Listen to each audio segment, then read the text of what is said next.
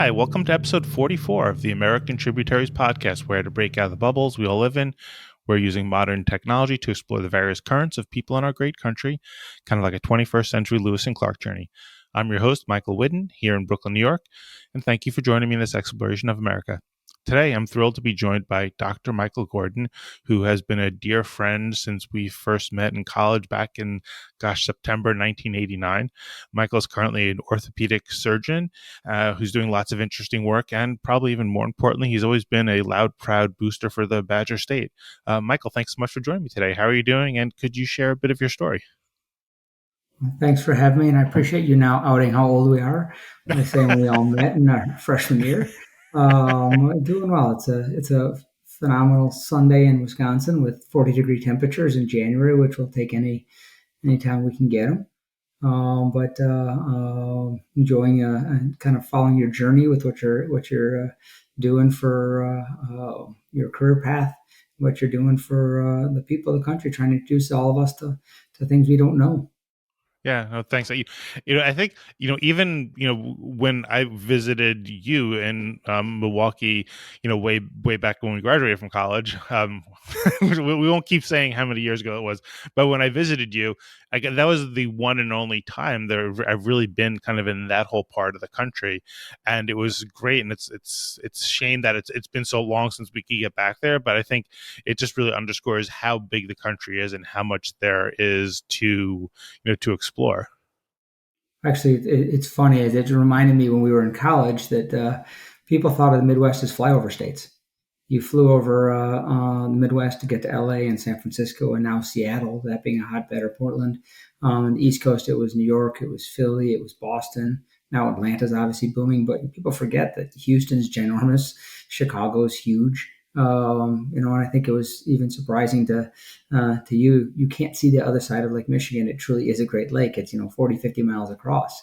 So it is a big region, definitely a different culture than out east. I think for me it was a big culture shock going into Philadelphia, and then going up to Boston and seeing a different part of the East Coast, and even visiting you and went up to your hometown and seeing not just New York City but part of the island, and it's just a world I didn't know. What was the difference for you? I mean, when you came out here compared to how you grew up? Well, a couple things. I mean, I think for those that don't know, we went to college in the middle of West Philadelphia, which was a you know it was an economically depressed neighborhood. It was a neighborhood that had significant crime difference than the neighborhoods I grew up in. I was very fortunate. I grew up in the suburbs of Milwaukee, and just like every city, Milwaukee has its issues in the actual downtown central portions of the city. Philadelphia was no different, just a bigger version.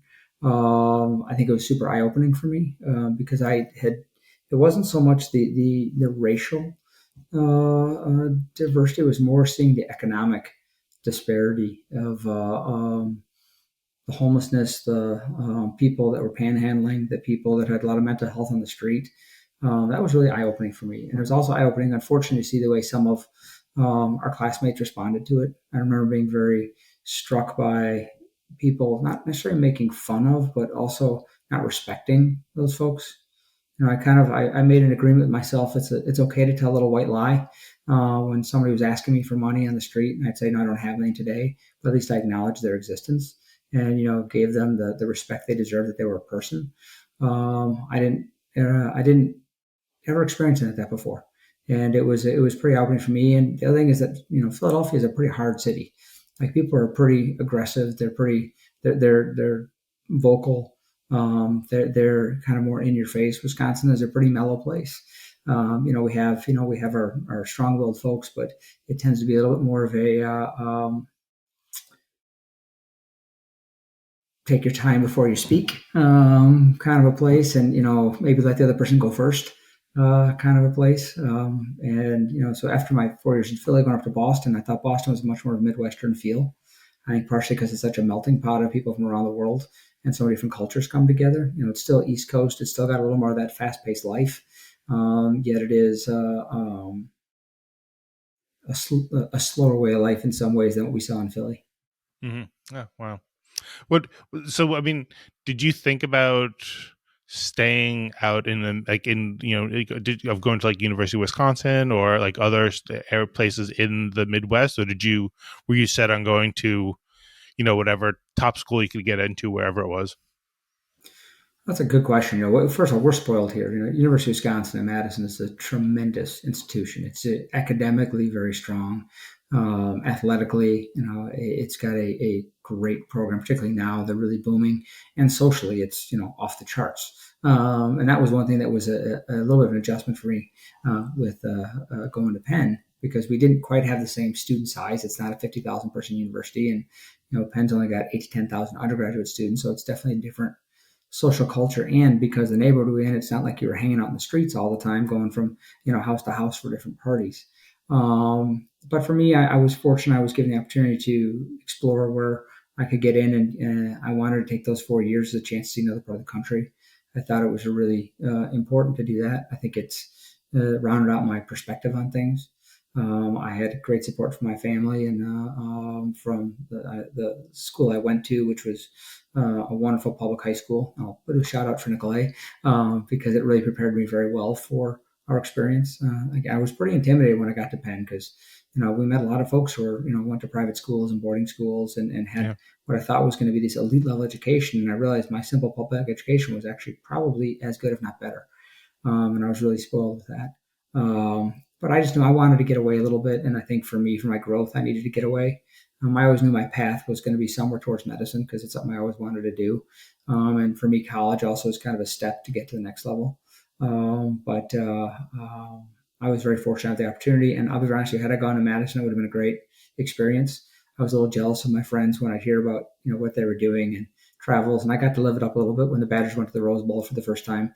In decades, 1994, I traveled out for that, and I'm sure you don't remember this, but that was a game that there was about 90,000 Badger fans out there, and they oversold the game, so there was just red everywhere. And it was just such a cool environment to be a part of. It was just a little different than the sporting experience we had, although closest we had was when Penn basketball with the Palestro, which had been such a storied facility, and it'd be packed for the big game, so it was fun. Yeah. So how did you always know that you wanted to go into medicine, or what was like the first spark for you that hey, I think I'd like to be a doctor?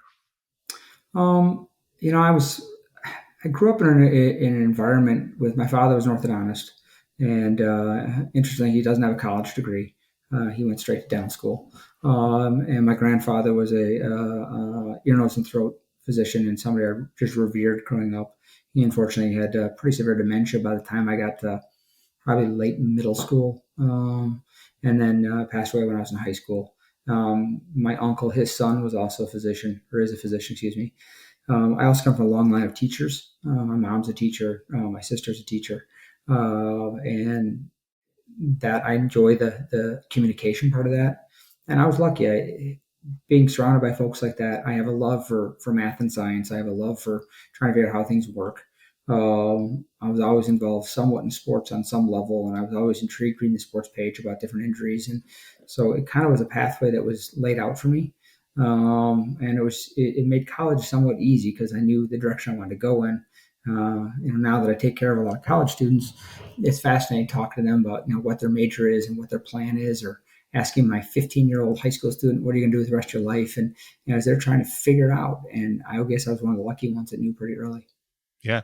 Well, so you knew not only that you wanted to be a doctor, but you wanted to be an orthopedic surgeon. Not necessarily that part, but it was something that I was drawn to in medicine. I actually was when I was in med school. I actually did a month rotation in ear, nose, and throat, which my grandfather did, and I loved it. It's an amazing field, and I knew pretty quickly I didn't want to do what you would define as an internal medicine field, which is not knocking on it. For me personally, I wanted something that was going to be, I could use my hands more, that I could get a definitive answer. Orthopedics is about as concrete as it comes in medicine. If the bone's broke, you make it straight and you fix it. So it's not let me adjust your medicine and see you back in a week and see how you respond. My brain needed a quicker result that I could get with that, and so orthopedics fit into that pretty well. And what exactly is orthopedic? Is it orthopedic medicine or orthopedic surgery? What's the like practice field? I mean, my career title is I'm an orthopedic surgeon with a sports Okay. medicine fellowship, but Okay. orthopedic surgery is basically the management of bone and joint disorders. The medical equivalent would probably be rheumatology, where they're looking at probably the most overlap would be that, looking at joints and inflammation and manage the lining of the joint and articular cartilage issues and things like that. We do the surgical correction of these things. They've got more of the medical side. There is now some pathways of primary care sports medicine or pediatric sports medicine where they're also kind of venturing a bit more into management of joint issues. But And classically, when you think of somebody with arthritis and they're having a joint replacement, that's what we do. Or if they've got a herniated disc, that would be our world, or the neurosurgeons, or somebody tears ACL, that's our world. mhm. But and when you're is it just joints, or is it anywhere, any part of the muscle? Like a muscle tear, is that you're responsible for Muscle too? joint, yeah, Okay, yes. okay. I mean, it sounds very interesting. I feel like that's kind of something that you like, because like you said, if you play sports, you can kind of it gives you at least a very practical insight into what this all means versus like maybe other things which might be more like kind of like theoretical. But the orthopedic work seems to be more like relatable. Everybody can understand aches and pains. It is. I mean, I'm a hit at holiday parties because everyone's got back pain or their knee hurts, and Oh gosh. and it's also, I mean, it's fun too because it's nice to be able to relate to what people are going through. Um, and again, it's also a pretty concrete field. There's not a lot of abstract parts of what I do. But so I'm very fortunate. When you and I talked in the past, I would argue I'm one of the luckiest people because I found a career path that fits my personality and that fits me, and I've got an unbelievable group of patients that understand me and have been a huge part of my life and have allowed me to share in their lives. And the most humbling thing in the world when somebody gets hurt and they ask you to help them. So we're very fortunate. Yeah. So, what is your current practice as far as like private patients versus you have some like kind of more like organizational clients as too, right? Sure. No, I'm a private practice. I'm one of the last one standing as a private practice orthopedic surgeon. There's a group of five of us called Milwaukee Orthopedic Group.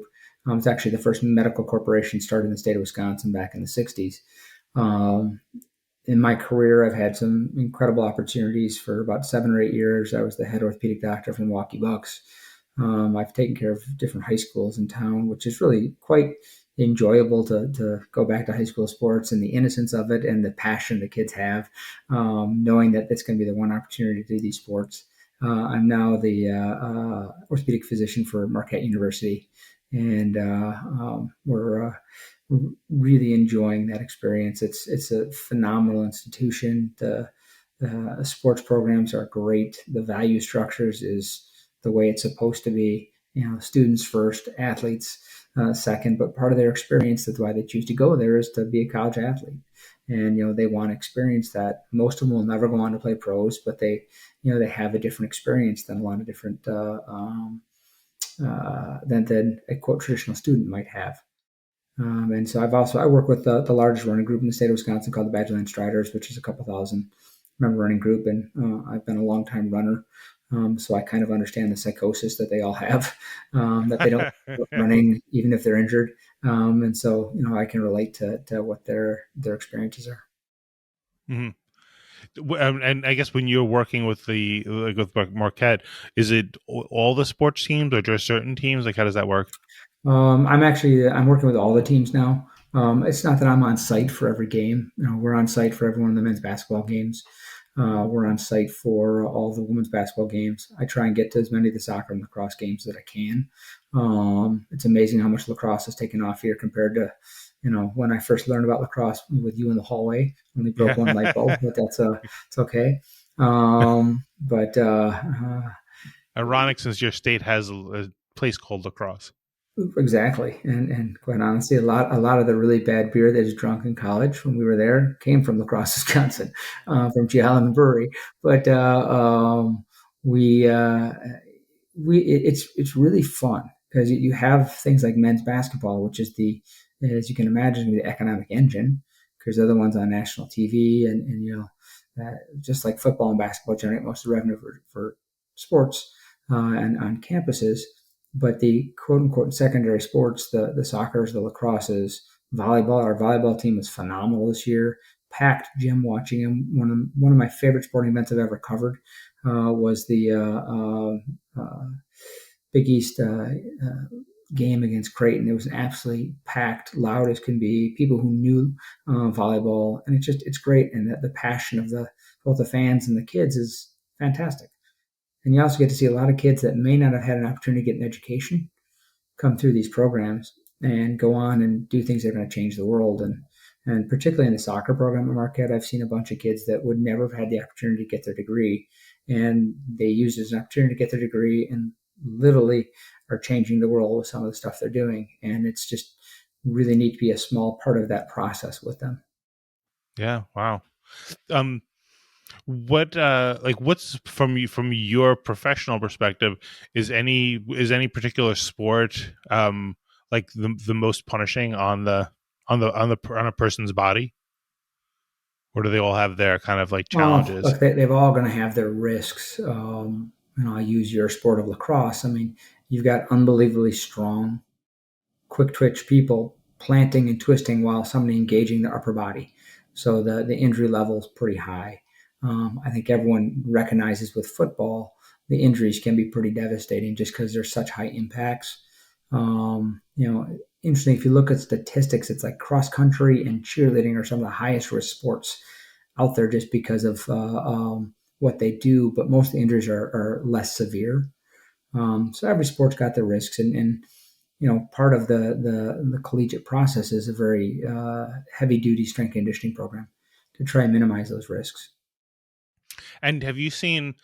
And I'll say this: I guess I have a selfish interest as a father of two boys who've starting to get into sports.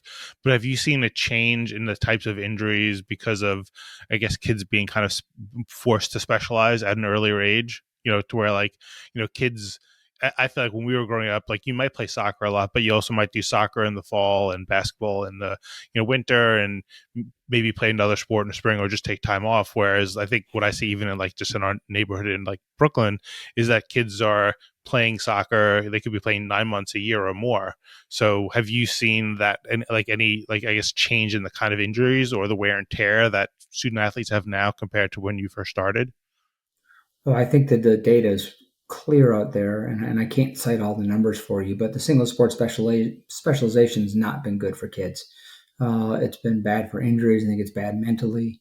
I think what it does is for the elite group do phenomenal. And I think there's a group that get left behind or they're injured and they lose interest.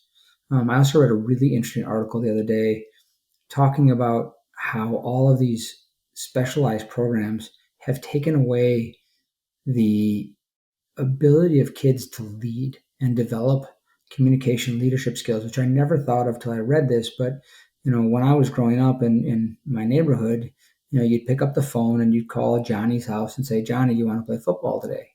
And then we'd each call two more people, see if we get 6 or 8 people together, and then, hey Johnny, can you bring some frisbees to be the end line markers? I'll grab a football. And then if Johnny didn't remember the frisbees, somebody had to, go out and get them, or say, Johnny, it's your responsibility to go home and get them. And now, because everyone's being carted around everywhere, all wearing the same uniforms with the same bags and the same sweatsuits with their name on it when they're 9 years old, you've lost that. And, part of it's a safety issue because the world's changed. Part of it's social media where you can just put a little post out and say, hey, let's meet here in the park.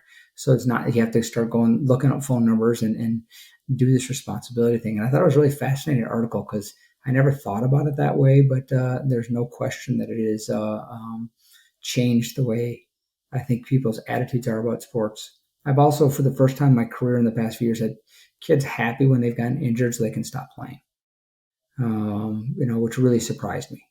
Yeah. That's the I think my older son is now in seventh grade at Everett, and there's sometimes there was a push to get more involved with sports, and I always felt like one, I don't want the wear and tear for you, so I'm not going to be the one to push you. But the other fact of it was I was like, if you've been pushed too early, too hard for too long, you're far more likely to burn out, emotionally. and not make it to your end goal. If you want to become a professional athlete, you're just not going to have the stamina to be playing hardcore soccer from the age of second grade until you're 22, 25, or 30. I mean, I'm sure there are people that defy that, but in general, it seems to me that there's also a lot more money at stake. Like, when kids play, for football, it's like, well, I need to buy gloves. Like, that's the first thing. Like, it's not just like I want to play football. It's like I have to buy gloves to play football. And that wasn't the case. I felt like when we were all growing up, it's like, you just have a football, you throw it. That's all you needed. Right. That was actually kind of the beauty of soccer. You needed a soccer ball, and you needed, a couple trees to say that's, going to be the end lines, and yet you put down some frisbees as the goal. And there's no question you're correct. I do think that giving kids the option to do it is great. I don't have kids myself, so I don't know how those discussions go at home, but I've seen some really uncomfortable discussions in my office. Some of these programs from these elite, whether it be basketball or soccer or volleyball, people are spending 10, 15, $20,000 a year on these programs, and they're counting on college scholarships for their kids because this is their college money. And then when they get injured or the kid decides they don't want to do it anymore, all of a sudden, well, where's the money coming for college? And so it's like, have we lost our priorities with what we're doing here, guys? Sports are supposed to be fun, and I'll speak for myself, and I'm sure you would say the same thing. uh, I had unbelievable experiences with my teammates. I had unbelievable growth as a person from playing sports. I developed unbelievable relationships with people because you went into. And I hate using war analogies of sports because I think it completely disrespects people who are veterans and soldiers, because the risks are so different. But those are your teammates. You all got to be in the same page, or else you're not going the same direction. So you're not going to win. And I look at that as such an important part of my development. I've had some friends talk to me about their kids that are a little socially awkward and struggling with getting along. People, I said, well, put them in a team sport. I've had another one talking about the fact that they don't have a lot of confidence. Put them in a team sport. Individual sports are going to be harder for them. So let them have that. Let their teammates pick them up, and let them find a way to communicate with people with like-minded mission to go forward.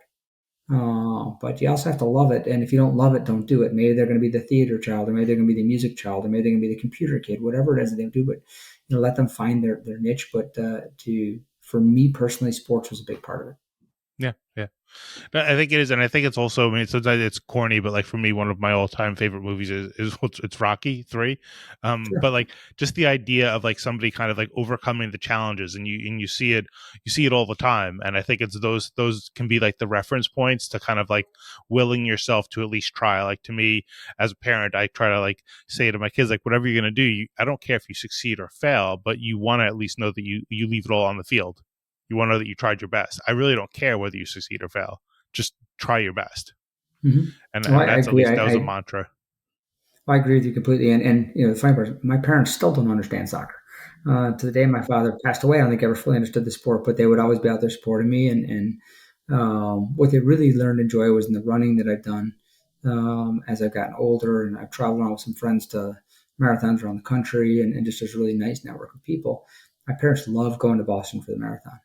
They just love the pageantry. I mean, they'd see me for 30 seconds as I go running by amongst a million people lining the street, but they just loved being a part of it and loved to see it. And whether I ran well, whether I ended up in a medical tent with an IV, whether I ran poorly, they just loved being part of it and seeing the enjoyment we had as a group of friends out there and how everyone was supporting each other. And so I'm 100% agreement that if it's something your kids love, you can do it and encourage it. Because for me personally, I got so much out of it and gave me so much more confidence as an individual, because I've always been a pretty quiet, shy kid. But playing soccer and taking penalty kicks, you better have some confidence. Playing soccer, being the last man and being a captain, you better have some confidence. And so you learn. It's funny because when I played tennis, I was a much better doubles player than a singles player, because mentally I don't think I was as strong in singles as when I had a great doubles partner, and we crushed it because he was this really upbeat guy and could help me kind of keep my spirits up as we were out there. Yeah. Wow. Yeah, I can see that. It's funny you mentioned how many marathons have you run? I've done 40. Wow. And I remember asking my general practitioner a few years ago. I was like, because I've definitely weighed much more than I should, and I kind of asked him like, so at what weight do you think I could start trying to run again? And he said, don't ever run again. He's like, it's not good for your knees. Um, would do you think that at some point maybe you could have you done so much damage to your knees from being overweight to where you really shouldn't ever run again, or is running good for everybody? Maybe is the question, or for some people they shouldn't be running. You're asking a really important question and one that I have a very strong opinion on. Um, My I gosh, would I challenge know your you well enough to doctor. know that most things you'll probably have a strong opinion on. Yes, well, it depends on what we're talking about. But I would challenge your doctor to show me the article that running is bad for your knees because those articles don't exist. Now, that comes to the caveat that if you've had a prior meniscus surgery or you've got a horrible malalignment issue where you're very bow-legged or very knock-kneed, certainly running may not be the best sport for you. But there is nothing that says that running is bad for your knees. Um, if anything, there are studies that suggest that movement and loading encourage your body to thicken the cartilage and to make your bones denser because they're getting used. Now, it has to be done in moderation. It has to be done with a progressive program. One of my hats that I try to wear is the Badlands Striders have a marathon build-up program because the Lakefront Marathon here in Milwaukee is always the first weekend in October. So starting about the last weekend in June, first weekend in July, they start a build-up program where you start with an 8-mile run and then climb up to doing a 20 to 22-mile run with 3 weeks build up, 1 week cut back, 3 weeks build, 1 week cut back, which is kind of a standard and traditional way of preparing for a marathon. There's a lot of first-time marathoners in there. And like New York or Philadelphia, summers in Wisconsin can be sweltering. It can be 85, 90 degrees with 90 some percent humidity, where you're trying to find the air to breathe. And I'm out in the park, and every day, every Saturday, I'm out running with everybody. And I've never forgotten there was a gentleman who is probably 5'8" and 200 and some pounds. Who came to me afterwards, kind of drenched in sweat. And by the way, I was drenched in sweat because I'm a sweater, and it was a hot, humid day. And he came in a little, slower than some of the other runners, and there's still some people coming in behind him. And there's usually a couple hundred people out there running. And he said to me that his doctor said that he shouldn't run. And I asked him, I said, "Are you enjoying running?" He said, "I love it." And I said, "Have you lost any weight?" He's like, "I lost 12 pounds." And I said, "Does your body hurt?" He said, "Well, my muscles are sore, but otherwise I feel good." I said, "I'd keep running." And sure enough, he finishes the marathon, has a huge smile. And I would argue that dropping the extra weight that that gentleman had probably did more for his knees than any perceived damage that running might have done. Now, again, I'm also going to say this with the caveat that if you have pain and you have sharp pains, that's a sign you need to stop. That needs to be reevaluated. But if you're running and it feels good, and I don't care if you're running a 20-minute per mile pace, or you're running a 7-minute per mile pace, but if you're running and enjoy it and you're not having pain, you're and getting the positive returns from it, I would absolutely encourage people to do it. I would encourage you to do it. And maybe you go out, you walk a minute, you run a minute, you walk a minute, you run a minute, you walk a minute, you run 2 minutes, and just see how it feels. And if you're like, "Hey, I hate this," don't run. I'm not saying running's for everybody, but if it's something that you want to try and you're passionate about, I think anybody can do it. It's a matter of, do they have the drive and the will to want to do it? Yeah, no, I ran one marathon, the Marine Corps Marathon, in 1991, I think. And I enjoyed the meditative aspect of the running, where you just kind of like you and yourself and alone with your thoughts. So I appreciate that advice on that. So what like have you been able to work with any kind of like athletes who've gone on to like be more notable athletes, whether on the college level or on the professional level? I mean, I've had some incredible experiences, and I take it's a really humbling part of what I do when um, our former Marquette kids, or even some of the high school kids I've taken care of that have gone on and played nationally, internationally, and keep in touch. And I don't know how many weddings I've been invited to, and had the experience to kind of see them kind of grow up. It's been really very cool. We have a young guy here who went straight from high school, played European soccer, and has had a couple appearances on the U.S. national team. And one of the kindest, nicest, most wonderful families I've ever met. And when I was with the Bucks and we traveled to London, I happened to reach out to him because he was playing for Reading, and he came down and was able to catch up over there and see him. And he was just back in town. Had breakfast with him and his wife, and got to catch up and just kind of hear his experiences. It's a totally different pathway than you and I know. He went straight from high school to playing in a professional soccer program. Now he's playing in Italy and playing as a pro, and this is his career path. And just really cool to see that. But certainly we've had the there's plenty of Marquette former players that are playing the NBA now that we know, and we've had a good relationship with those guys. Or in the WNBA, quite honestly, Natisha Heidemann was one of our players who's playing.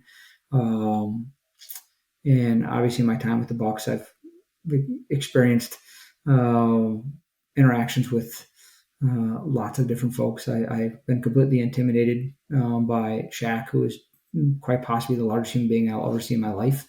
Michael, as you know, I'm 5'5" and a whopping 150 pounds. Shaq is at least two of me. I was during my fellowship year out in Boston. That was Michael Jordan's, I think, last year, second last year. And Eddie Lassert, who was the trainer of the Celtics, was the dream team trainer. So we had a great relationship with Michael. And one of the joys of fellowship was that you got to check on the visiting team. So it kind of gave you a chance to walk the locker room and just kind of be kind of enamored by all the big name players. And you realize pretty quickly they're just human. But we went over there and Michael Jordan was in the locker room. And Eddie said, well, you have to go to the second. So Eddie takes me into the second locker room, and I literally my jaw dropped. I'm like, there's Michael Jordan sitting right in front of me. And it was really very cool. And it's one of the few times in my life I've been just awestruck about this is the guy that you see everywhere and that does stuff that's so magical. That was really very cool. But I've been fortunate with the experiences, and I've had a chance to build some really neat relationships with a couple of them. Carlos Delfino is probably the one I remain the closest with, and he's just a wonderful guy who's from Argentina and lives between Argentina and Italy. I've gotten to know him, his wife, and his kids, and really very, very spoiled with that. And is there any is like quality or characteristics that you can see like in all athletes, even across like different sports, where you're like, you can either tell that person is going to be successful, or like after they find success, like, oh yeah, that's of course because they have the same trait. Like, is there, I guess, any trait that's kind of universal for like kind of really standout athletes? It's a really good question. I don't think I have that one trait. I can't say that. I can tell you that my experience at the NBA, and this is a very generality kind of based statement. When you have a guy like Giannis that was drafted when I was still with the Bucks, and we worked with him for the first couple of years in his career, he's exactly what you see.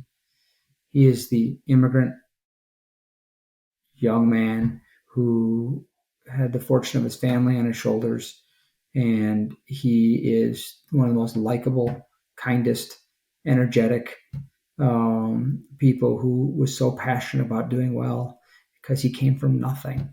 And I think that drive is different than what I saw in some other athletes. Once they made it, they made it. And it's, again, a very general statement. And there's, I would say the vast majority of people I got a chance to work with were great folks and really were in it for the right reason. But NBA in particular is different because they're all guaranteed contracts. So, once you get your contract, you're getting paid.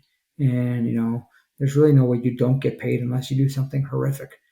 So if you have a 5-year contract and you're getting paid a certain, number $1 million per year, you kind of get to see what's the motivation like for the person. And I will say Giannis is the one guy that he never changed in his motivation.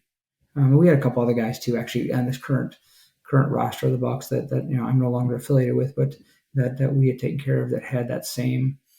They're just really good people and just really wanted to do something special. And there are others that just want to collect a paycheck, just like every sport has. Yeah. It's interesting because like you mentioned that, athletes are people too. And I think it's from the sidelines. It's easy to just think, okay, somebody gets paid X amount of money, they should be working harder than ever. But I think that if you wonder how you would be if you were getting paid, 5, 10, 20, 30, $40 million a year guaranteed, no matter what, how that might sap away your enthusiasm or your motivation.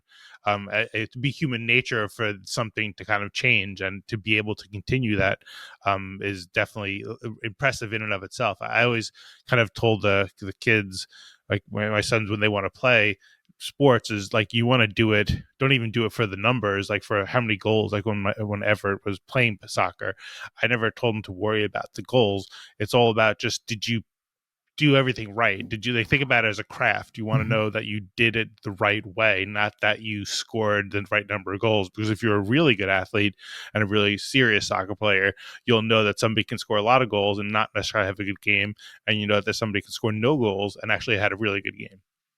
I And I would, think, yeah, it's how you carry yourself. yeah, And as you were saying that, what first came to my mind is I was always struck by the players that seemed to most appreciate the fans and really the kids. And I can tell you some of the most maligned players that we took care of, and ones that were really hard for me to take care of because they were difficult, were amazing with kids. And I always thought that at least they had that value right, because that kid coming to the game, man, you make a big impression on them. If you disrespect them, or you blow them off, that kid never forgets it. And now with social media, dad or mom posts about it, but 20 years ago nobody posted about it because you couldn't do that. And then you got to really see the real genuine response. And it was also funny for me with one of our players in particular that I was also very close with. He was really shy, and I had a patient who unfortunately went through a really difficult time with family where one of the parents passed away, and we got some tickets for him to come to the game, and I talked to one of the players that I was close with and put together a bag of stuff to give to him. And Bango, our mascot, was somebody I was very close with, because unfortunately he got hurt a little bit, and got to spend some quality time with him. And he was amazing with kids. Even with this costume that had no expression change, he had an amazing way to connect. And so he came by, and then at halftime, that one particular person made, "Hey Doc, can you bring the boy down so I can meet him?" I said, "Are you sure you've done so much?" And he's like, "No, I really want to." The player was petrified. He was so nervous meeting this kid, and I realized, wow, like this is a big moment for you too. Like, you're starting to realize the impact you can have on him, and it was great, and it was really cool for both, because the kid is shyly standing behind mom, and players kind of shyly standing behind me, and when he's a foot taller than me. And then all of a sudden they kind of met in the middle, and it was really a very cool experience. I think both were better from it. yeah, oh, that's beautiful. So, um, I was wondering about this as I was getting ready for the call. I know how important the University of Wisconsin is. I also know how important the Packers are. Which team would you say is more fundamentally intertwined with the identity of a Wisconsinite? The Packers or the Badgers? Oh, I think the Packers would be. I mean, the Packers are I mean, it's the story of the Packers is still, I think, the best in sports. I mean, and look, I love rabid fan bases.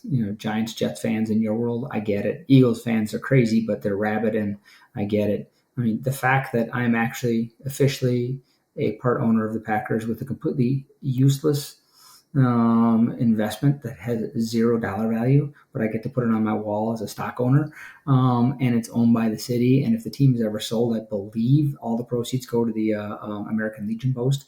And there's no one owner. There's not the Jerry Joneses. There's not the different families that make these decisions. It's literally owned by the community. And the city is not much bigger than the number of people that fits inside the stadium. I just think that's such a cool story. And so, yeah, that's part of the culture. But Madison is the economic engine in terms of the generating intellectual power in the state. There's no question about that. Like most states, the cities are the economic engines. And Milwaukee is critical to the future of Wisconsin, because it is the big city. It's the headquarters of everything. But Madison is really that academic institution. And Milwaukee's got a couple great schools with Marquette, Milwaukee School of Engineering. University of Wisconsin-Milwaukee, which is the second biggest of the UW system. We have pretty good academics here. We've gone through some difficult times as far as some of the funding for our schools, and I think that the priorities have to change a little bit. So we start realizing that if you don't fund the schools, that means you don't fund the future. You don't fund the future, leaders and the workers in the community. But Badger Badger football Saturdays there's nothing like them. It is a lot of fun, and those days start early and they end late. Lots of brat. Well, it's not just the brats. I mean, honestly, Badger games are more the beer, if you want to know the The truth. line of Google. But you can't go wrong line of Googles. You still remember that's good. But Yeah, no, it's a unique environment, and it's a sea of red when you're up there. And again, like any passionate college base, it's just a ton of fun. And if you haven't ever seen a game on TV when you jump around at the start of the fourth quarter, well, literally the whole place shakes with having everyone jumping and using. It's crazy to be part of it, and the song traditions and everything else, just like every school. It's fun. Yeah. So, I mean, when you think of Wisconsin, you are supposed to think of like beer, but is beer? Because like even when I was thinking about it now, like when I visited you way back when to like now, the beer industry has changed a lot. There's so much more craft beer, and it's spread all over the country. Is beer still a big thing in either Milwaukee or the state of Wisconsin in general? It's still big. There's no question about it. The sad part is that what were the big breweries in Wisconsin? Blatz, which is now an apartment building. The Pabst Brewery Complex is now apartments and businesses. Although there are brewing beer there again for different brewery. Miller is still here as their headquarters. Actually, no, headquarters in Chicago now, I believe, but it's a totally different company than it was. Like most places, we have a tremendous number of craft breweries and some really exceptional ones. I think everybody would tell you their town has got some great craft brewery. Ironically, Wisconsin is actually the largest consumer of brandy, I believe, because of the brandy old fashions here. But beer is still a big part of beer. The cheese and dairy industry is big. But like most places, the economics are changing. A lot of the smaller farms are going away, and it's becoming much more corporate. And as you mentioned, brats and our sausage industry with the German heritage of this town and the state is going strong. I think Johnsonville ships nationally now, or has been for years, and it is exceptional. And they are quite good. Nothing healthy about them, but they are quite tasty.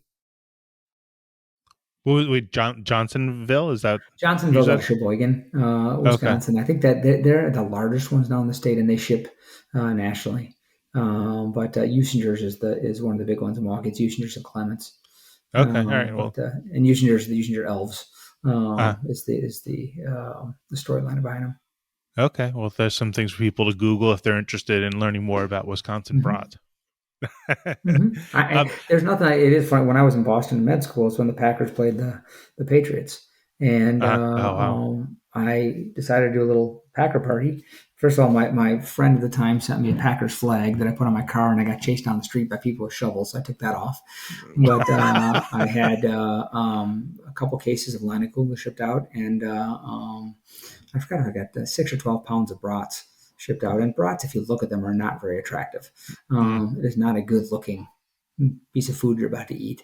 mm. And somebody brought a 6 pack of Budweiser, I believe, in my party, and we used that to soak the brats because traditionally in Wisconsin you soak them in beer. And I said, well, Mm. nobody's going to drink the Budweiser. I got Lana Googles, and then everyone loved them once you ate them. Yeah. So it is the culture, and the culture for tailgating here is fantastic. If you go to a Yeah. Brewers game in Milwaukee, the stadium is built where it's built because you need to have a big parking lot so people can tailgate before the game. I was explaining when we went to a Mets game, I think maybe this past summer, and when you look at it, just that if you're not into the tailgating culture, and frankly, we don't go to enough sporting events to say we're a part of the tailgating culture. But I said to her, at least, like if you think about it, if you've got to get to a game at a certain time to make it on time, you're better to just show up early. And if you're going to show up early, then you might as well show up really early and just kind of have a party out of it. And I think at least that to me is how I definitely can see why people would be tailgating in the New York area. And I imagine it's the same thing for anything. Like you don't want to be showing up minutes before. You want to get there early. And if you can get there early, It's just make it a party. Just It's a game cancel day the entire experience. day. Yep, it's a game day experience.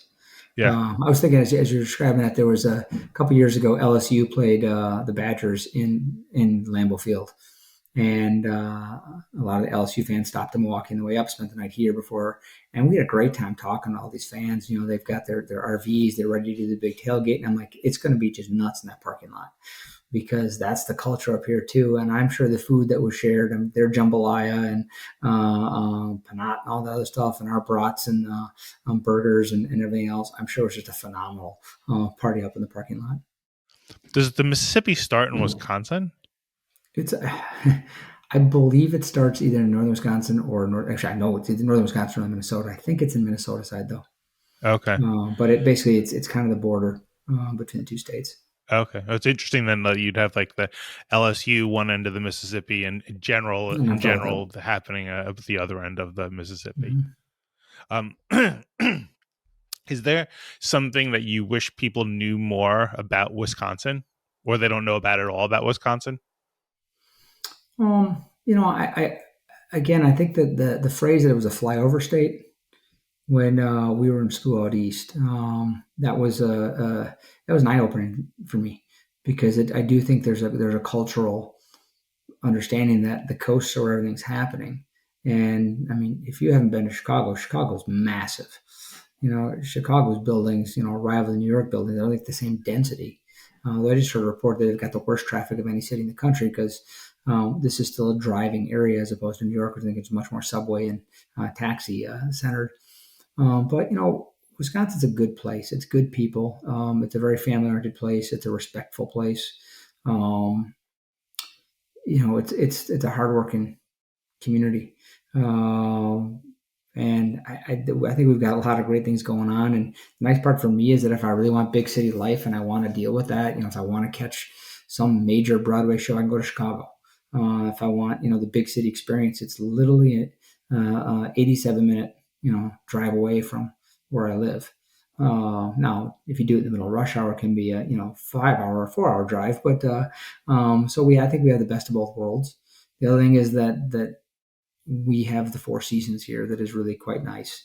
Yes, we have some brutal winter days. There are some days that are just torture. But I would argue being in the middle of Arizona in July, I'm sure has got some torturous days because it's going to be so hot that you can barely do anything. But spring comes and everything explodes. And from basically spring through fall, everyone's outside doing something, and it becomes much more communal. The park system is phenomenal in Milwaukee, so people are out there enjoying them. There's a wonderful 76-mile loop is what it initially was. It's probably way more miles than that now that connects all the parks. And it's old rail lines, and so you can basically be running on these paths and not have to deal with traffic. It becomes very social. So I think that we have a lot going for us that people wouldn't necessarily understand. And the other part about Wisconsin is actually really quite beautiful. Is that if you look at the old historical maps of where the glaciers came down, it stopped halfway through the state, and so you have the kettle moraine forest and the way the terrain is set up naturally. It's just gorgeous, and it makes for great outdoor sports. Make great for running, for cross country skiing. We're not the best downhill skiing place because we are the Great Plains, but snowmobiling, if you love that kind of sport up north, is fantastic. And in the summertime, there's just chains of interconnected lakes that you can go for days. And when I was a kid and I camped up north, do a canoe trip that'd be 5-7 days long and just keep paddling along the lakes and portage little areas that jump into another one if there's a little isthmus of land to get over, but just great campsites and you can be outside. So we have a lot of stuff going for us. It's kind of like New York State is not New York City. New York City is incredible, but upstate New York is a totally different area and different terrain, and it gives different way of life. Yeah, yeah. So you referred to the lake, and this tells you, and this is admittedly this is why I've been doing this podcast is that there are things you know, and then there are things that you when you think about it, you're like, what, I'm not even sure I know. I am 90% sure that the Great Lake that you're on is Lake Michigan, but I could be wrong. Is it Lake Michigan? If I remember It is Lake correctly. Michigan. Yes, Okay, yes. so We were looking at Lake Michigan. yes. All right. So, um, describe like just is Lake Michigan like a quiet? Does it ever get? Do you ever get like waves or big waves, or is it kind of like how would you describe Lake Michigan for me who might forget it, or for anybody else who's never really seen one of the Great Lakes before? Well, first off, you can't see the other side of it. Yeah. Second, it's not salty. It is a little cold, but in the summertime, our beaches are used and people do go in the water. Unfortunately, with a lot of the invasive species now, we've got some algae blooms that people have to be careful of when those days happen. But it is a gorgeous lake. Lake Michigan actually is known as one of the more dangerous lakes to be out on because the weather can change so quickly. But there's a huge boating culture on it. I live right above the marina, and the marina is packed, and it's fun to get down there. There's great sailing on the lake. Actually, there's a community sailing center that as a kid, I think it was $30 for the summer to go down. They could use the boats, and they taught you how to sail, but two, how to take care of the boats. And that's when I learned how to do fiberglass things. I'm not so sure that was healthy for a 16-year-old, but it, they're beautiful. And honestly, it's what makes Milwaukee what it is. I said when I moved back to Milwaukee from Boston, when I was talking to my parents about it, I said I really just need to look at the lake. Like that will make me feel like I'm back in a big city because for 14 years I was gone. I lived in Philadelphia, Boston, Chicago, and back to Boston. So I was in big cities and I kind of got used to the city culture. And the one thing that makes Milwaukee such a special place, aside from the people, is the fact that we're on Lake Michigan. And it really just changes the whole experience because just like, when you look out over the ocean, you see the sunrise, it's incredible. And I get to watch sunrise over Lake Michigan and it's beautiful. And it keeps the weather, it's a little warmer in winter. It's a little cooler in summer. And there's nothing better in the wintertime than driving down along the lake on a snowy day with all the mature trees of some of the nice neighborhoods in that area. And so I'm trying to think what else I can tell you about Lake Michigan. There's ferries. There's actually now cruise ships going on the Great Lakes, which is pretty cool because a bunch of them are taking off from Milwaukee, and they bring these ships. I don't know, a couple hundred people on them, and they stop and up along the coast in a couple areas in Wisconsin, and they'll go up into Canada or Michigan, and then I think they go all the way out through the St. Lawrence Seaway and go through the locks. I think that'd just be a really cool experience. Yeah. If you look back at, I read a book about, and I referred to the Lewis and Clark journey on Mhm. the beginning of the podcast, and I read a book recently about them. And if you really put your mind back into the 150, 200 years ago, I mean, people had to travel by water. It was Mhm. far easier to go on the waterways than it was to kind of go through the uncharted land. Um, and I think when you think about that it's a different way of understanding how everything's connected. So as you're talking about the being on Lake Michigan, I'm like, wow, that would be such a fascinating, trip to like go through the Great Lakes and then up through, the St. Lawrence to like Quebec and whatever. It's a totally different way of like, I guess, framing the continent and the country. It's pretty cool. And quite honestly, my high school, John Nicolay was one of the big explorers. That's what my high school is named after. So, yeah, it's a different culture in the East Coast. We're a little slower paced. We do things a little differently. We're running into the same problems the rest of the country has. With some divisions in people, and not everyone always being able to look and see other people's perspectives and stuff. But we generally are a little less aggressive and a little slower pace. And again, if you want the faster pace, it's an hour and a half down the road in Chicago. And if you want the really slower pace, it's 2 or 3 hours north. And it's amazing up there. It's just gorgeous, and that's truly just a beautiful, beautiful untouched land. Yeah. you know, one I was looking at a map, and the one thing I think you always take for granted, at least I always take for granted, is like there's Michigan, then there's the UP, the Upper Peninsula of Michigan, and then when I was looking at the map, I'm like, wait, why is the UP part of Michigan versus part of Wisconsin? Do you know why? I, I believe it was part of a trade that involved Toledo, if I remember correctly. And I don't know all the Toledo. details of it, but I believe it's because Ohio was going to get Toledo. And so the UP was given to Michigan. And it's something along those lines. And if you remember anything about me, I'm a terrible history and English student. So it probably has nothing to do with Toledo, but that is my recollection about it. I thought I would ask. I know you're the only Wisconsinite that I know well enough to ask that question. Sure, and I will tell you, the UP is beautiful. We ran a marathon up in Marquette, Michigan, and I forgot how stunningly beautiful it is up there. It's such a lush green. It's kind of like if you ever go to Alaska. Alaska gets so green in the summer because the days are long, and then it gets really cold, and the UP gets absolutely pummeled with snow. It's a snowmobiler's mecca because of how much snow they get. And they've got these incredible trails winding through the forest, and it's a big mountain biker's paradise for summertime as well. Through all these trails that go through the woods. Yeah.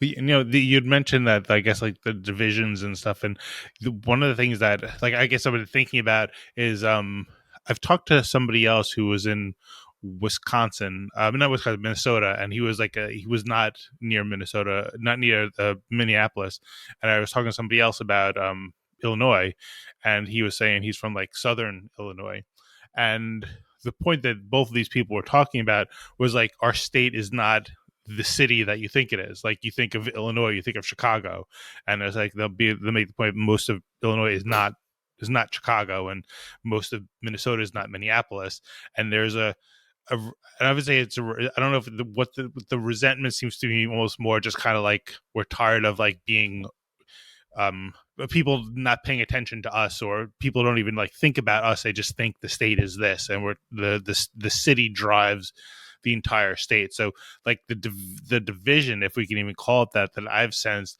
is almost more like it's not the tension is not necessarily between like certain like major areas of like the country versus others, but it's more almost like the rural versus the urban differences in experience and priorities and perspectives.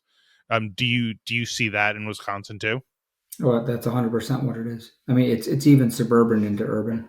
It's 100% of what it is, and it's again, I think that our experiences from going to college in West Philly, and then for me when I was in med school in Boston, we did a program called Boston Outreach, and I've never forgotten the experiences we had talking to these high school kids who had such a different background that we had, and saw such different hope, which they had very little, because they didn't see anything around them that looked like success, and they struggled, and it made me realize that we don't all have the same opportunity, and it's easy when you're not in these environments to say, hey, just pick up your bootstraps, let's go. You got to fix it yourself, when sometimes things aren't always structured so they can, and that sometimes you do need to provide more help for folks to give them the opportunities because it's just not there.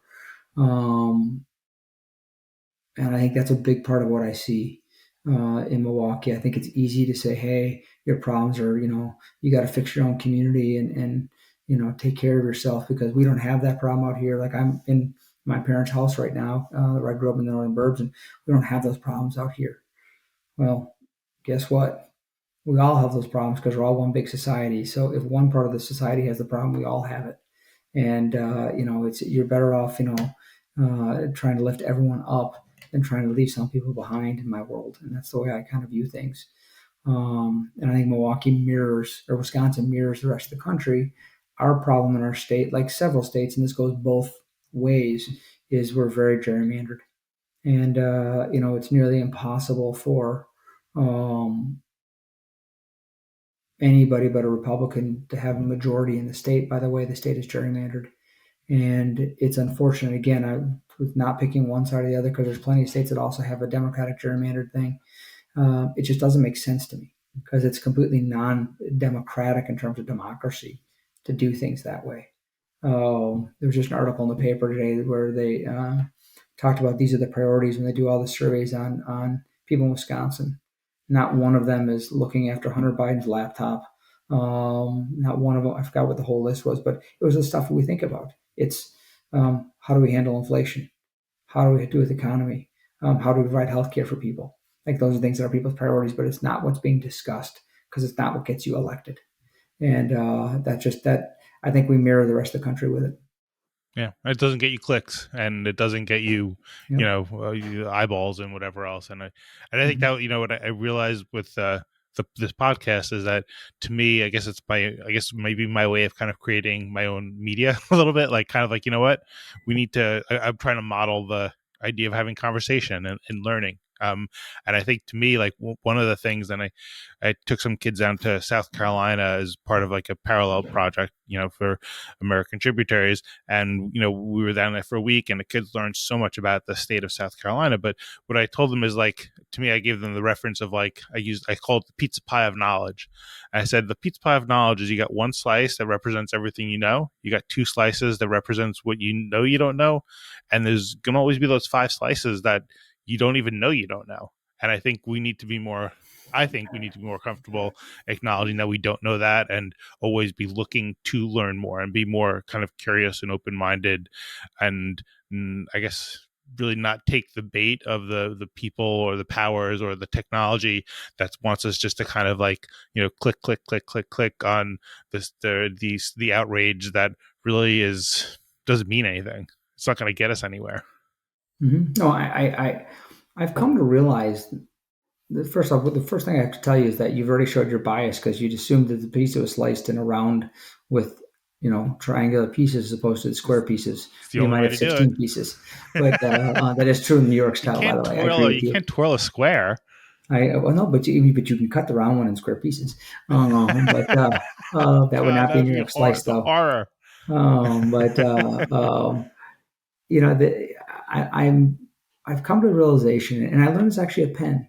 I've never forgotten this, and I don't want to say the person's name, but I remember sitting our freshman year, and you and I technically were on different floors, even though we were like a swinging door divided us. Yes. But I remember sitting there with all of our classmates from our floor. We kind of did that introductory meeting, and one of our classmates was from small town Pennsylvania, clearly a farm town guy, a wonderful person. And sitting next to me was a guy named Ali, who is Arab American from LA. And the three of us were talking. And the person, I'm going to call him Steve. It's not his name, but Steve made the comment about something with wrestling that was a very anti-Semitic comment. And I didn't catch it at first. Ali did. And Ali perked up and said, again, not his name, but Steve, just tell me again what you just said. And he repeated the phrase like it was nothing. And Ali looked at me and said, do you realize how offensive that is, what you just said? And Steve had no idea. He was horrified to learn this. And I realized that there's a difference between being ignorant and being hateful. Whether it's anti-Semitism, it's being anti-Black, whether it's being anti-Muslim, whether it's being anti-gay, whether anti-Latino or Asian, whatever it is, it's okay. It's not okay to be ignorant, but it's okay if you're ignorant, then all of a sudden you can learn from that. And Steve was a much better person from the experience. Like, he was horrified by it. He just didn't know. He left there as a better person. So I'm intrigued with, as you go on your journey with this podcast and your travels with the kids. Like, I would love to take a farmer from the middle of Wisconsin, who I completely understand why maybe racist, maybe dislike Latino folks, because the only Spanish folks they may see are Mexican immigrant workers that come through, that are migrant workers coming through in the summertime to work in the fields for them. And the only thing they see about people that are of different colors are what they see in the news or TV shows, and what they read on whatever, streaming service they get across on their phone or their computer. And I'd love to have them meet with maybe a South Carolina African-American farmer and see, I bet they have the exact same problems. What is the weather doing to my crops this year? What infectious organism coming through is going to wipe out my chickens this year? And I think they'd find there's far more commonality. And I think that's one of the biggest things we're missing, is that people are so focused on disliking what they don't know and are afraid of what they don't know, as opposed to actually engaging in that and learning more about it. And I don't know how to fix it. I'm hoping that you've got a pathway for it. But I'm very intrigued by that part, because I'm very open with my patients. We have really good open discourse conversations. I will tell you, COVID was an absolutely eye-opening experience for me with people. I struggled greatly with talking to people I thought were intelligent, educated, who were making very unintelligent and uneducated comments. And I said, take all the politics out of stuff. Stop thinking about politics. Just look at the facts. Like, I'm a scientist by heart. I'm a biology major with math and chemistry. That's my world. I said, just let me look at the facts. And I found it fascinating. And what was disheartening to me is that I had educated people that looked past facts and were just listening to innuendo because it was the voice that was saying it. And they hated getting the message because who was saying the message. Whether you liked our former president or not, whether you liked Tony Fauci or not, whether you liked the head of the FDA or not, it doesn't matter to me. Sift all that away. Just look at the numbers.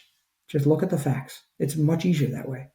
And I was amazed that I could not reach a lot of those people. I had people in my office in tears having conversations about this, and they so badly wanted to believe me, but they just couldn't. And I turned them on to, so two of my classmates from med school are some of the most prominent voices on COVID. One is Ashish Jha, who's the COVID czar now for President Biden, and one is Josh Sharfstein, who's a year or two ahead of me from my med school. And he went to the most down-to-earth people, kind of people you want to sit down and have a cup of coffee with. And Josh has been to all of these great podcasts. And he taught me a lot listening to him. And I'm like, just listen to these folks. You don't have to believe me. Don't listen to who you see, whether it be in Fox News or NBC. I don't care which way you're getting it from. Listen to people that have facts. And then make a real honest decision based on that. And it's disheartening to me that I couldn't reach those folks. And that scares me a little bit. But I do think if you put a good, honest, hardworking person from different backgrounds that have similar experiences in what they're facing, I bet they're going to find they got a lot more in common than they have different. Yeah. And that was the beauty of, quite honestly, going to college.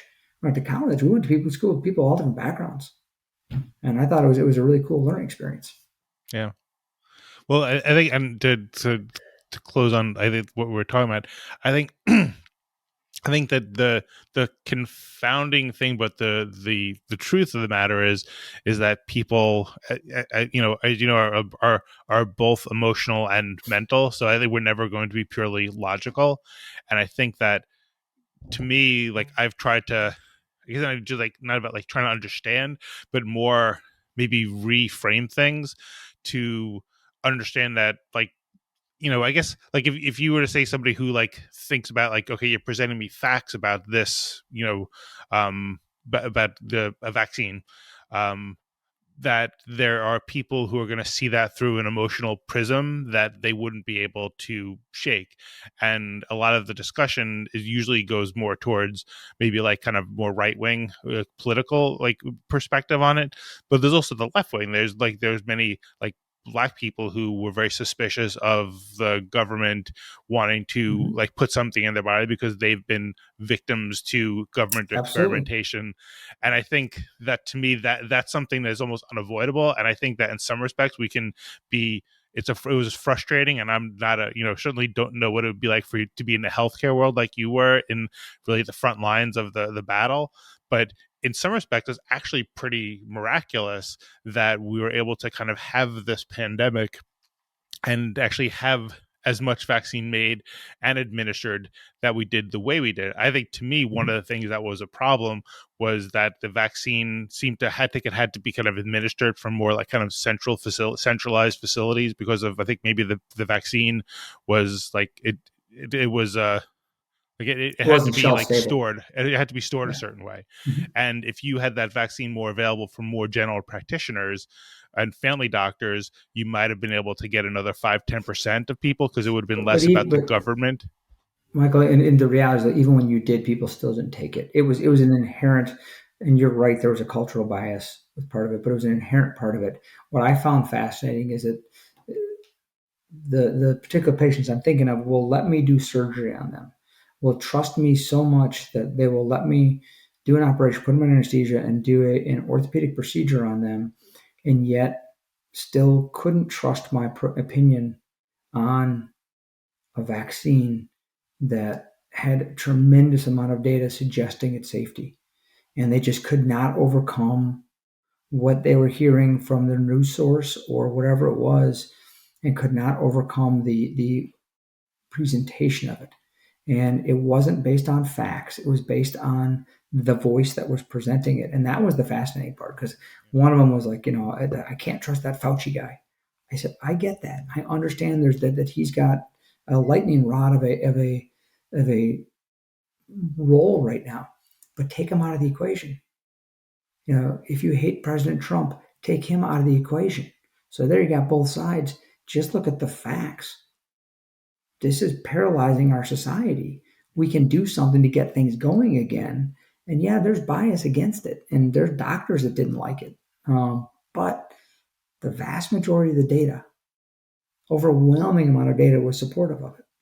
And yeah, someday we may find there's some issues going along with it, but the statistics, if you don't get the vaccine, Yeah. those numbers are becoming pretty clear. Yeah. And maybe it didn't matter because we were knocking off people that didn't look like us. And maybe that's what some of the bias was. I just hope that's not how people made their thought process. Yeah.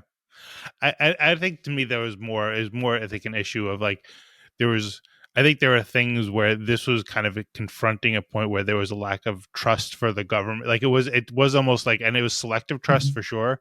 But I think there was just like, it doesn't make a difference what you're going to say. That there are people that feel so disassociated maybe from the benefits of government or from the benefits of society that they're just going to be like, I can't do this. And I don't, and I guess like to me, again, I'm not in the front lines like you were. I don't, I think I would understand stepping back that there's going to be a percentage of people, no matter what we're going to do, that are going to disagree for whatever reason.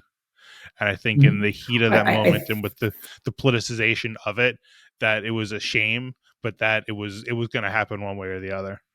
And I think you're right. I just think from my perspective, I should be far more of an expert on it than the average patient that comes in my office. And not that they're not super intelligent, but just because I'm in the medical world and I had a chance to look over stuff and I wasn't just blindly saying to do these things. I was tired of being at home. I live with my 84-year-old mother who's got, some medical comorbidities. I certainly don't want to take something home to her. And out of respect for her, I would like to make sure I'm in the safest environment possible as well. Or I have patients. I had a wonderful example as we decide now if we're still going to wear masks or not. This was probably about a year ago. A woman came in my office that she has a granddaughter that's got a very bad lung disease, genetic lung disorder. And so she can't bring some home because it will potentially kill her granddaughter. So she wears 2 masks and she can, but it doesn't mean that the necessary, visit she has to have in my office that she can't have it. But out of respect for her, how big of a deal is it for me to wear a mask? How big is a deal for me to have my front office staff wear a mask? Well, I got a lot of patients that don't want to wear a mask. And they come in and the mask is around their chin, and it's kind of flaunting the rules. And I'm like, guys, what about her? Does she not have the right to get health care? Does she not have the right to keep her granddaughter safe? Or I have another patient that's getting chemotherapy right now, and immunosuppressed. Do they not have a right to get the rest of their care if we can do little things to help them? Now, we shouldn't inconvenience everyone to something horrific, but I don't think wearing a mask is that big of a deal personally, but for some people it is. And I guess I have to understand that too. Yeah. All right. Well, I feel like we've covered a whole lot, but we could definitely go for a few more hours. But out of respect for, I'm sure the stuff you've got to take care of for the rest of the night, we should probably wrap up. But can I guess finish the conversation by asking what gives you hope at the end of the day? It's a great question, and I will tell you. I think I'm going to answer with 2 answers. First is my involvement with the sports teams. I think watching the kids we take care of that are of all different backgrounds from all different parts of the country, all different majors, all different ambitions, coming together to unify for a goal and supporting each other through good or bad, through injuries, through a bad loss, through a missed free throw, to whatever it is. It makes you feel good seeing that. Even if you have a loss, seeing them pick each other up, it makes me realize that people do care about each other. And the second thing for me really goes back to when I have my pre-teenagers and teenagers in my office. And first question I was asking them, I said, what do you want to do when you get old? Because trying to break the ice a little bit, nobody wants to come to the orthopedic surgeon. They're coming in because something's hurt. Mom's trying to hold together, not cry. Dad is, doing the same thing. And the kid looking to the parents to see what's going on. And I want to know what's going on. And it's really fun to hear their vision of the future and what they want to do. and watch them come out of their shell as they talk to me, or if they do get injured and we have to do surgery on, class thing that we're talking about is an ACL. We know it's a 6 to 9 month recovery. It's not going to be, we're going to do something today, you're going to feel great tomorrow. So it's going to be a process, and watch them attack that and realize that people have this drive and they can do it, and that this is the next generation that's going to, fill in from, what we did when we went off to college and the excitement we had. And, if you look at our floor, we have people of so many different backgrounds and, so many experiences, and they're going to get that next opportunity, and hopefully they can grow from it. I think it's really very cool, and it does give me hope. They can learn that Long Island is not New York City. They can, the stuff that I did from you, and I can teach you that Lake Michigan is bigger than the lake that you take your canoe on, and you can canoe to the other side. But that always makes me feel good, and I love those interactions. It really makes my day, and I'm blessed with what I get to do for a living. That I get to see kids from the start to the finish. Healthcare is changing a lot right now, where the surgeons are doing less and less of the follow up stuff. You have PAs and nurses and else do that. Whereas for me, I still want to be involved with every step of the process, because for me, it's more satisfying. My job would be really boring if all I did is I just did ACLs and made ankles straight and everything else when things are broken. But it's fun to watch the kids work through the rehab process and then get out in the field. And that's one of the best parts of my job at Marquette is I get to see them go back and compete. We had a women's basketball game yesterday, and I've operated on two of the girls, and seeing them out there playing and diving on the floor and the big smiles they have, and the high five, and I'm like, this is the best. Like my role in that is this big. It's tiny. It's all their hard work that got them back there. But to see them from when they were in my office in tears, having to break bad news, and then busting their hump and the sweat and the pain they went through to get back, and then celebrating again, that's great. And so seeing those kids, that does give me a lot of hope. Yeah. Cool. Well, thank you for sharing that. And thank you for making time to chat on this Sunday night. I appreciate it. It's been a lot of fun to have an excuse to kind of dive a little bit more into, lots of different things with you. So thanks. It's always great to catch up, Michael. Yeah, thank you. And thank you to all the listeners out there. May you explore our country with curiosity, respect, compassion, and humility. All right. Thanks so much, Michael. Thanks.